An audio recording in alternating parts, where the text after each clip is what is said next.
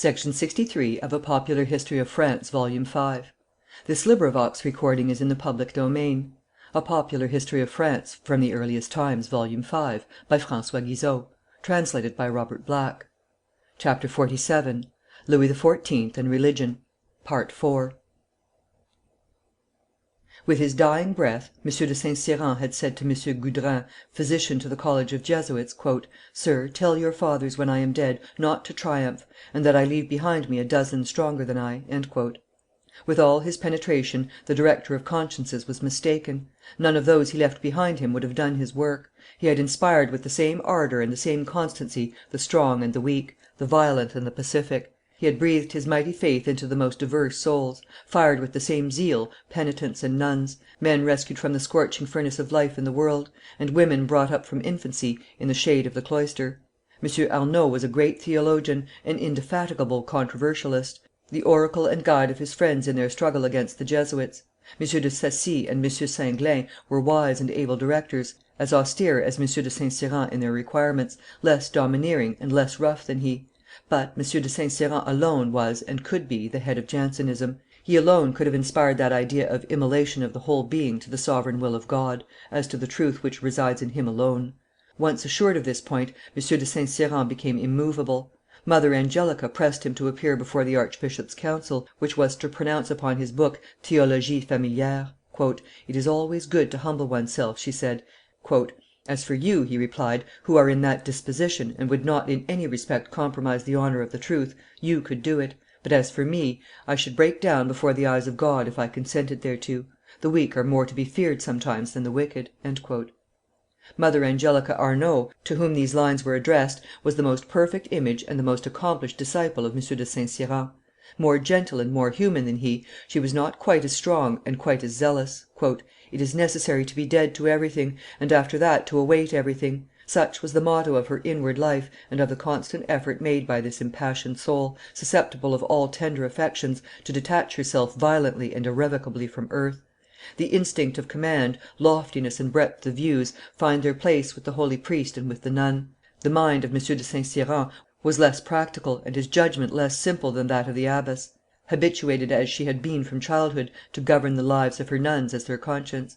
A reformer of more than one convent since the day when she had closed the gates of Port Royal against her father, M. Arnauld. In order to restore the strictness of the cloister, Mother Angelica carried rule along with her; for she carried within herself the government, rigid, no doubt, for it was life in a convent, but characterized by generous largeness of heart, which caused the yoke to be easily borne.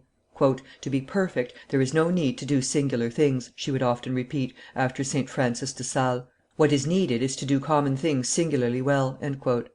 She carried the same zeal from convent to convent, from Port Royal des Champs to Port Royal de Paris; from Montbuisson, whither her superiors sent her to establish a reformation, to St. Sacrement, to establish union between the two orders; ever devoted to religion, without having chosen her vocation; attracting around her all that were hers; her mother, a wife at 12 years of age, and astonished to find herself obeying after having commanded her 20 children for 50 years; 5 of her sisters, nieces, and cousins, and in "the desert," beside Port Royal des Champs, her brothers, her nephews, her friends, steeped like herself in penitence. Before her, St. Bernard had "dispeopled the world" of those whom he loved, by an error common to zealous souls and exclusive spirits, solely occupied with thoughts of salvation. Even in solitude Mother Angelica had not found rest. "I am not fit to live on earth," she would say; "I know not why I am still here; I can no longer bear either myself or others; there is none that seeketh after God." She was piously unjust towards her age, and still more towards her friends. It was the honorable distinction of M. de St. Cyran and his disciples that they did seek after God and holiness, at every cost and every risk. Mother Angelica was nearing the repose of eternity, the only repose admitted by her brother M. Arnauld, when the storm of persecution burst upon the monastery. The Augustinus of Jancius, Bishop of Ypres, a friend of M. de St. Cyran's, had just been condemned at Rome.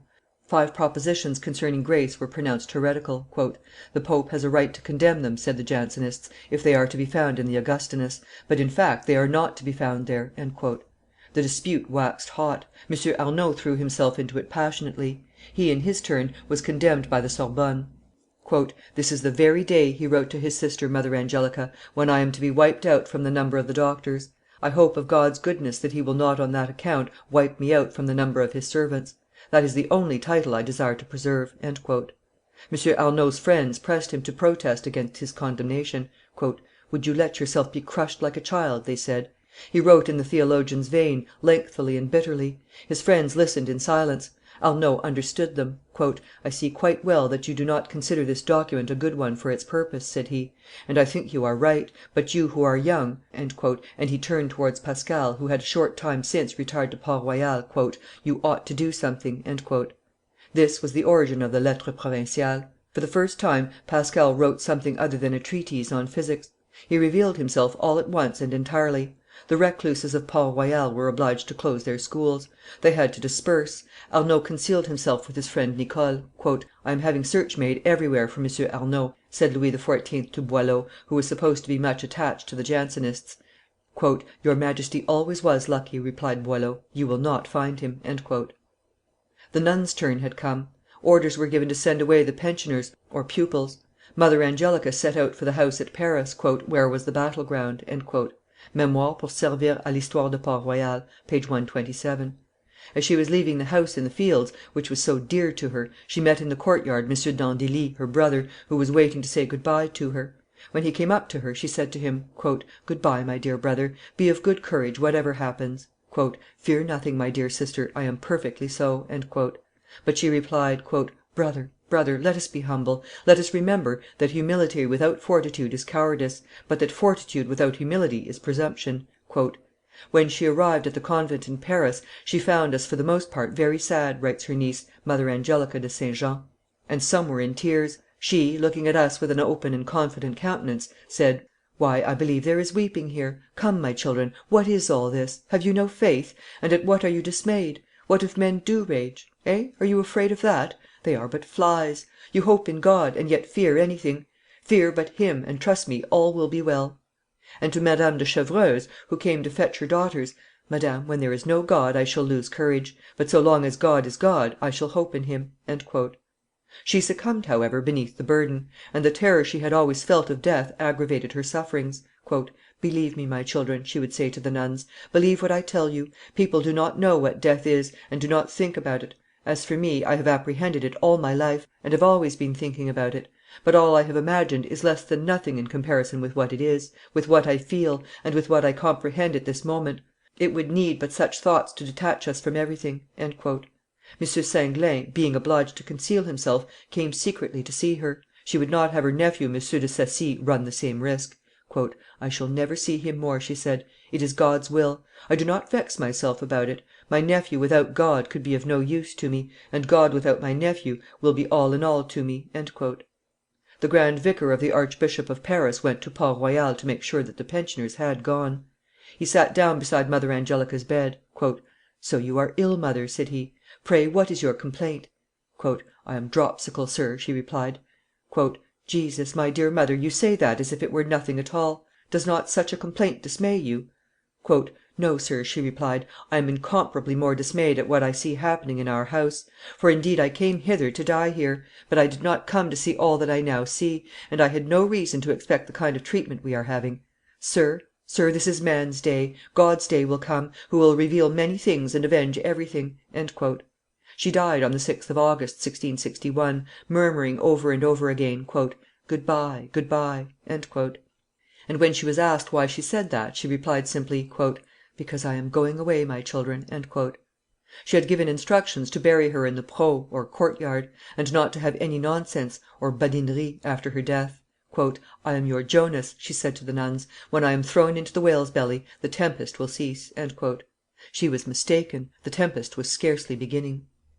Cardinal de Retz was still titular Archbishop of Paris, and rather favorable to Jansenism. It was therefore the grand vicars who prepared the exhortation to the faithful, calling upon them to accept the papal decision touching Jansen's book.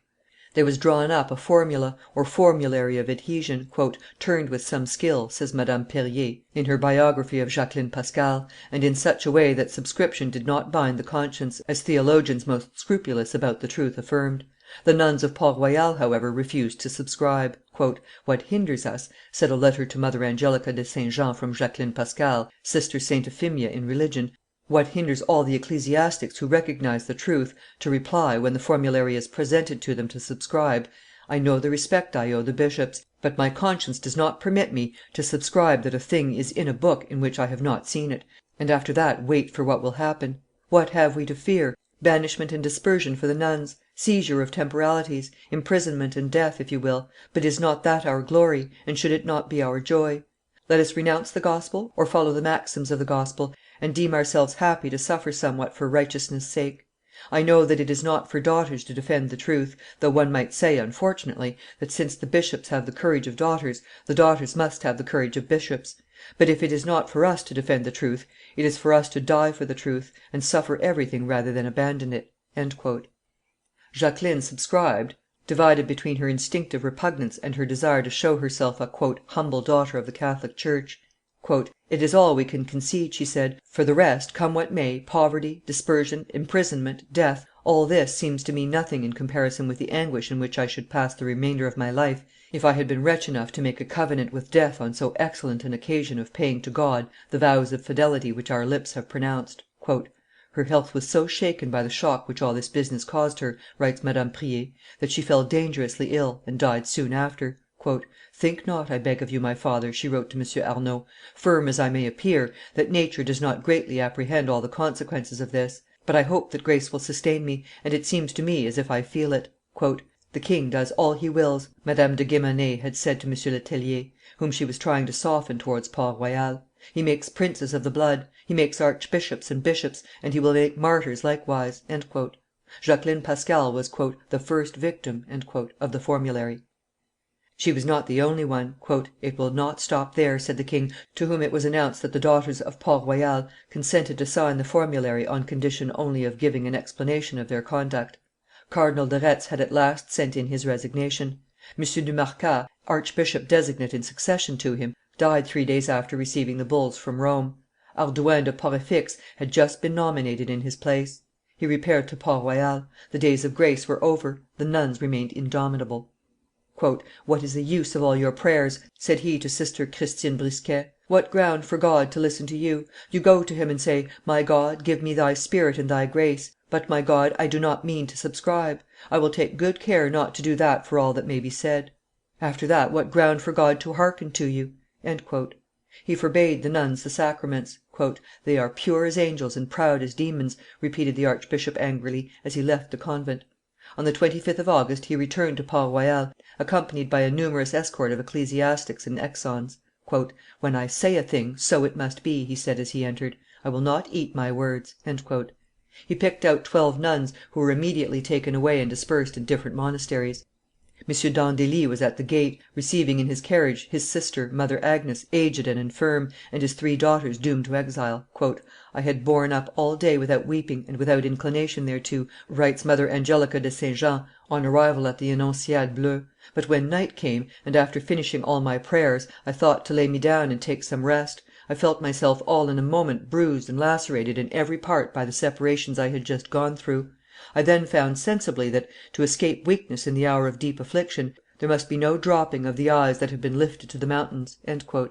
10 months later, the exiled nuns returned, without having subscribed, to Port Royal des Champs, a little before the moment when M. de Sacy, who had become their secret director since the death of M. Singlin, was arrested, together with his secretary Fontaine, at 6 in the morning in front of the Bastille. "As he had for 2 years past been expecting imprisonment, he had got the epistles of St. Paul bound up together, so as to always carry them about with him. 'Let them do with me what they please,' he was wont to say, 'wherever they put me, provided that I have my St. Paul with me, I fear nothing.'" On the 13th of May, 1666, the day of his arrest, M. de Sacy had for once happened to forget his book; he was put into the Bastille after an examination, "which revealed a man of much wit and worth," said the king himself. Fontaine remained separated from him for 3 months. "Liberty, for me, is to be with M. de Sacy," said the faithful secretary; "open the door of his room and that of the Bastille, and you will see to which of the 2 I shall run. Without him, everything will be prison to me; I shall be free whenever I see him." At last he had the joy of recovering his well beloved master, strictly watched and still deprived of the sacraments. Like Luther at Wartburg, he was finishing the revisal of his translation of the Bible, when his cousins MM. de Pomponne and Arnauld entered his room on the 31st of October, 1668. They chatted awhile without any appearance of impatience on the part of M. de Saci. "You are free," said his friends at last, who had wanted to prove him; and they showed him the king's order, which he read, says Abbe Arnauld, without any change of countenance, and as little affected by joy as he had been a moment before by the long iniquity of his release." Section 63.